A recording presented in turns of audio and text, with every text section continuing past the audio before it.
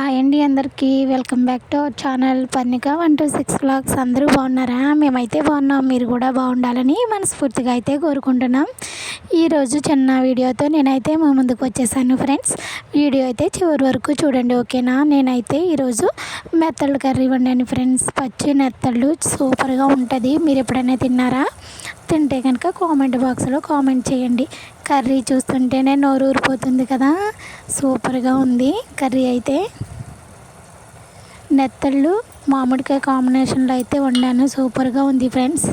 ఎప్పుడు ఓన్లీ నెత్తళ్ళు ఒకటే ఎగురు కాకుండా ఇలా కూడా వండుకుంటే సూపర్గా ఉంటుంది. ఇంకా టిఫిన్ వచ్చేసి చిన్న బోండా అలాగే దోశ అనేది వేసాను. చిట్టి బోండాలు అయితే వేసాను. ఇంకా ఇడ్లీ పిండి కొంచెం అయితే ఉంది. ఇంకా ఇడ్లీ అట్టుగా అయితే కొంచెం పులుపు వస్తుందేమో అనుకుని ఇంకా బోండా కింద వేసాను. ఇడ్లీ పిండి ఆడి ఆల్రెడీ 2 days అయింది. ఇంకా అందుకని బోండా కింద వేసాను. ఇంకా లాస్ట్ పిండి చిట్టి బోండాలు ఎలా ఉన్నాయో కామెంట్ చేయండి ఫ్రెండ్స్. ఇదిగోండి, ఇంకా ఓన్లీ బోండా ఒకటే కాకుండా 2 దోశ అయితే వేసాను విత్ శనగపిండి చట్నీ.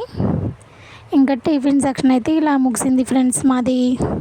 ఇంకైతే వంటలోకి అయితే వచ్చేస్తున్నాను. పచ్చి నెత్తళ్ళు మామిడికాయ కర్రీ అయితే చేశాను. ఇదిగోండి పచ్చి మెత్తళ్ళు. ఇవి ఎండివి కూడా ఉంటాయి కదా, అందుకే పచ్చి మెత్తళ్ళు అన్నాను.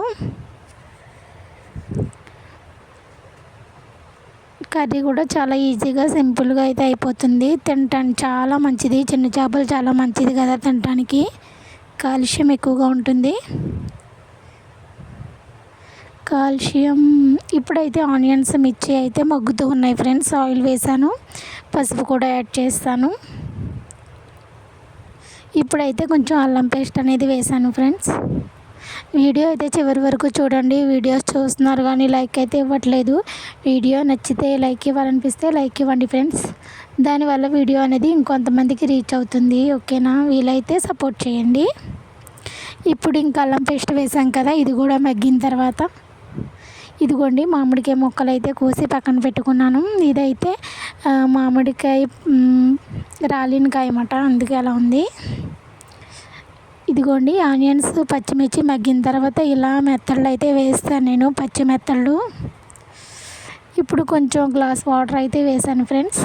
కర్రీ అయితే చాలా తొందరగానే అయిపోతుంది. ఫిషెస్ తొందరగా ఉడికిపోతాయి, అందుకే జస్ట్ వాటర్ వేసిన తర్వాత ఇంకా 2 minutesకి నేను మామిడికాయ ముక్కలు కూడా వేస్తాను. ఇంకా అసలు గరిటె అనేది ఫిష్లో అస్సలు పెట్టకూడదు ఫ్రెండ్స్, ఎందుకంటే చేప మెత్తగా ఉంటుంది కాబట్టి మొత్తం పేస్ట్ అయిపోతుంది. అసలు గరిటె అయితే యూజ్ చేయకూడదు. ఇంకా ఈ బౌల్ని అటు ఇటు తిప్పితే సరిపోతుంది, కూర అంతా కలుస్తుంది. ఇదిగోండి, ఇంకైతే మామిడికాయ ముక్కలు వేసిన తర్వాత నేను ఫిష్ మసాలా కూడా వేసి ఒకసారి మొత్తం తిప్పేసి పక్కన మూత పెట్టేశాను. ఇంకా 2 minutes తర్వాత ఇలా అయితే ఉడుకుతూ ఉంది ఫ్రెండ్స్. ఇంకొంచెం బాగా దగ్గరికి అయిపోవాలి కర్రీ అయితే. ఇలా అయితే ఉండకూడదు, పులుసులా ఉండకుండా మొత్తం దగ్గరికి అయిపోతే కర్రీ అనేది చాలా బాగుంటుంది. ఇప్పుడు ఇంకా ఫైనల్గా లాస్ట్కి వచ్చింది, గ్రేవీ దగ్గరగా అయిపోతుంది కాబట్టి నేనైతే కరివేపాకు ఫ్రెష్గా ఉన్నది అయితే వేసాను. కొంతమంది కరివేపాకు వేసుకుంటారు, కొంతమంది వేసుకోరు, నేనైతే వేస్తాను. ఇదిగోండి చూడండి, మనకు ఆయిల్ అంతా పైకి తేలింది. ఎంత టేస్టీగా ఉందో కర్రీ కూడా, పుల్లగా చాలా బాగుంది. మీరు ఎప్పుడైనా తిన్నారా ఫ్రెండ్స్? తింటే కామెంట్ బాక్స్లో కామెంట్ చేయండి. మెత్తళ్ళు మామిడికాయ కాంబినేషన్లో సూపర్గా అయితే ఉంటుంది.